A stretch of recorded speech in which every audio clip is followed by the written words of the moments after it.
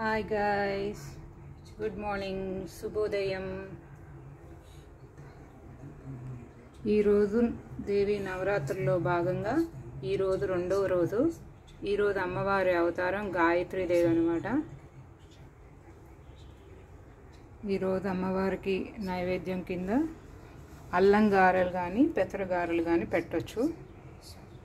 అమ్మవారి అష్టోత్తరం చదువుకొని ముందు వినాయకుడిది అష్టోత్తరం అవన్నీ చేసుకొని ఆచమనం చేసుకొని దాని తర్వాత దీపారాధన చేసుకొని అమ్మవారికి కుంకంతో పూజ చేయాలనుకునే వాళ్ళు పక్కన ఇట్లా ఏదైనా బౌల్ పెట్టి పూజ చేసుకోండి. నేనైతే నైవేద్యం కింద ఈరోజు అల్లం గారెలు పెట్టాను. అల్లం గారెలు, పాలు.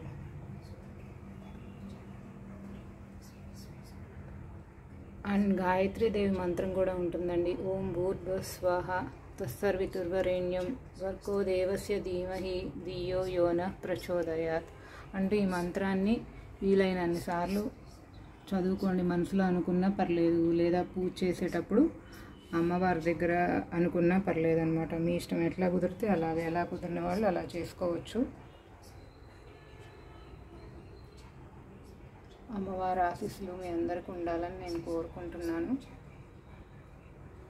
నేను నిన్న వీడియోలో కూడా చెప్పానండి, చేసుకోలేని వాళ్ళు అట్లీస్ట్ ఒక అగరబత్తి వెలిగించి మీకు ఇంట్లో ఏముందో అదే నైవేద్యం కింద పళ్ళో లేకపోతే ఏదైనా స్వీటా ఏమి పెట్టలేనప్పుడు పాలైనా పెట్టి అమ్మవారి అష్టోత్తరం ప్రశాంతంగా కూర్చొని చదువుకుంటే చాలు. ఓకేనండి. ఐ హోప్ ఈ వీడియో మీకు నచ్చింది అనుకుంటున్నాను. ఈ వీడియో మీకు నచ్చితే కనుక లైక్ చేయండి, షేర్ చేయండి, సబ్స్క్రైబ్ చేయండి అండ్ బెల్ ఐకాన్ మీద క్లిక్ చేయండి ఫ్రెండ్స్. ఓకేనా? Bye bye, see you.